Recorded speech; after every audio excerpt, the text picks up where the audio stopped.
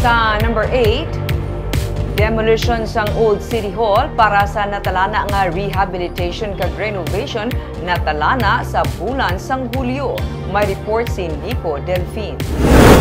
Ang historical landmark na lang sa daan nga City Hall sang Bacolod sa Luzuriaga Street ang posible magapabilin sa tion nga sugura na ang demolition sa Hulyo. Ginsiling ni City Engineers Office OIC Engineer Loben Cibalios, magatukod aray sang temporaryo nga offices ang syudad sa reclamation area ante suguran ang demolisyon. Kinanglan maka-inspect ila na yung COA.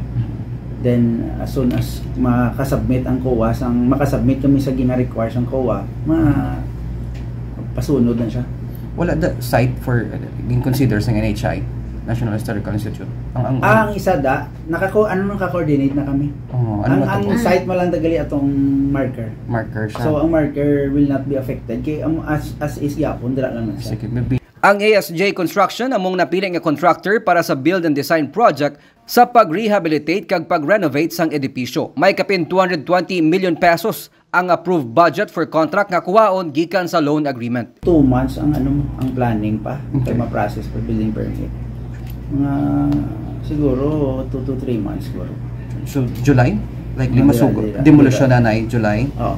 Pag transfer kasi madungan siya. Pero the transfer gidyaan ay ang lugar ni transferan na mo pa ng isa na ginahingagaw namon.